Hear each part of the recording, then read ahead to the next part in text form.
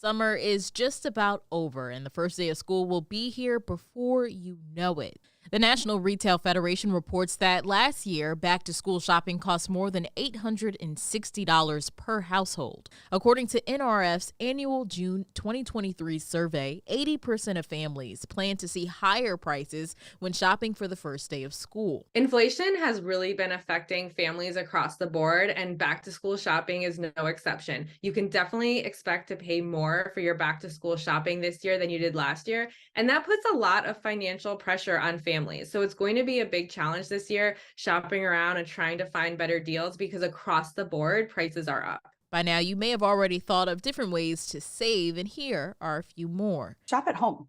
What do you have left over from last year that you can use towards the upcoming school year? A lot of people may overlook the fact that they have perfectly good folders that they can use, maybe notebooks that were only half used. Rip out the pages that were used, and you have something that'll get you through the first few months of school. Andrea Warak is a consumer money saving expert. She says some of the best ways to save money is to take inventory of what you already have. Families that have multiple children, or if you have extended families, I always suggest get together, do a back to school swap.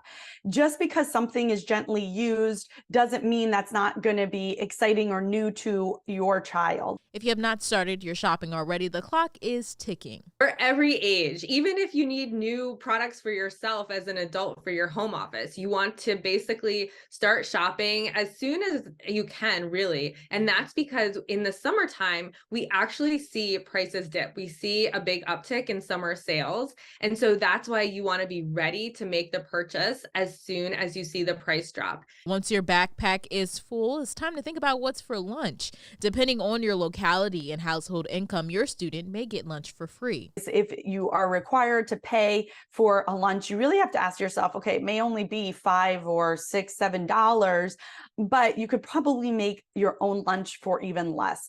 Buying in bulk can be a good idea, but be sure it's the non-perishable items so you don't end up wasting the food you don't eat.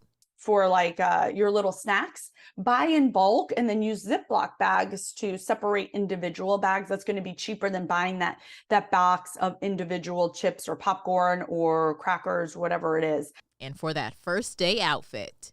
For back to school shopping, a lot of parents want to buy new pants, new sweaters, all of those fall clothing items. And you don't want to buy those in the summer. If possible, you want to wait until late fall to make those purchases. That is not the only thing you should be waiting to buy. Because oftentimes teachers can tell you, you actually don't need this big expensive calculator until winter or even spring. And so you can put off some of those purchases. The teacher can advise you on what you actually need on the first day, so you don't have to buy everything all at once. That can really help your budget to spread out the purchases. And then also you want to be in touch with other families, because often you can save a lot of money by buying in bulk. And so if each child, for example, needs one set of crayons or one notebook, you can actually team up and make that purchase in bulk and then divide it up among different families. And that way you're reducing the total amount you're spending. Some other things to keep in mind. The time to start saving for those college students was yesterday, but it is never too late to get started. Kimberly Palmer says encourage your soon-to-be college student to practice maintaining their budget now, so when they get to the door, they are ready. Maybe even have them start a summer job and do some of the saving on their own. Andrea Warak says the first step to tracking your spending is making a budget. Overall, whether you're shopping for back to school or just maintaining your budget through the year, make sure you are tracking your expenses. It's just like when you're trying to diet and you're trying to cut your calories. You have to see how much you're actually consuming to know how much you need to cut back and maybe how much you have left throughout the day to consume. So it's similar to that with spending and tracking your dollars.